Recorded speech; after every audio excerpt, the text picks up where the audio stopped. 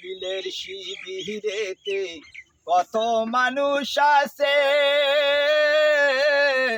কি হালেতে কাটায় জীবন, কিবা তারা খাইছে।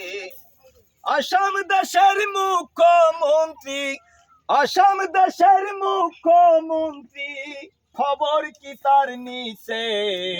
হিটলারেরই মতন তাদেরকে উচ্ছেদ করে দিছে, হিটলারেরই মতন তাদেরকে উচ্ছেদ করে দিছে। গোয়ালপাড়ার শিবিরেতে কত মানুষ আছে, কি হালেতে কাটায় জীবন, কিবা তারা খাইছে। হাসিনা বিলের শিবিরেতে কত মানুষ আছে, কি হালেতে কাটায় জীবন, কিবা তারা খাইছে। আসাম দেশের মুখ্যমন্ত্রী, আসাম দেশের মুখ্যমন্ত্রী, খবর কি তার নিচে? হিটলারেরই মতন তাদেরকে উচ্ছেদ করে দিছে, হিটলারেরই মতন তাদেরকে উচ্ছেদ করে দিছে।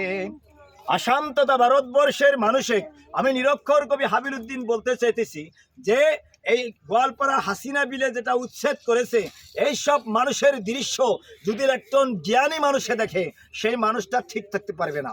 তাই আমি তাদেরকে অনুরোধ করতেছি, দল সংগঠন যেসব মানুষ আপনারা আছেন, আপনারা অতি শীঘ্রে সরকারের প্রেশার ক্রিয়েট করে এই সব মানুষের থাকার ব্যবস্থা করার একটি প্রশ্ন হয়েছে।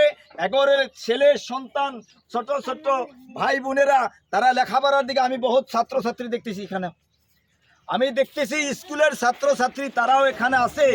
এই অবস্থায় মাইনরিটি মুসলমান মানুষ কিভাবে আগ বাড়বে? এই অবস্থায় মাইনরিটি মুসলমান মানুষ কি একবার বাড়বে? যেখানেই মুসলমান মানুষ আছে সেখানেই বিজেপি সরকারে উচ্ছেদ করছে, যেখানেই মাইনরিটি মুসলমান মানুষ আছে সেখানেই উচ্ছেদ করছে। আমি নিরক্ষর কবি হাবিল উদ্দিন মাননীয় মুখ্যমন্ত্রী হিমন্ত বিশ্ব শর্মাকে বলতে চাই যে আপনি যেভাবে ঋণ নিয়ে আসাম দেশটা চলাইছে আর মানুষের উপরে মাদামার করে উচ্ছেদ করতেছেন, এইভাবে যদি একটা মুখ্যমন্ত্রীর পদে বসা যায়, আমি নিরক্ষর কবি হাবিল উদ্দিন আপনার সাথে চ্যালেঞ্জ করতেছি, যেভাবে আপনি ঋণ নিয়ে আসাম দেশটাকে চলাইছেন, সেভাবে ঋণ নিয়ে আমি নিরক্ষর কবি হাবিল উদ্দিন আপনার ওই গাদিতে বসলেও মুখ্যমন্ত্রীর পদটা আমিও সামলাতে পারবো।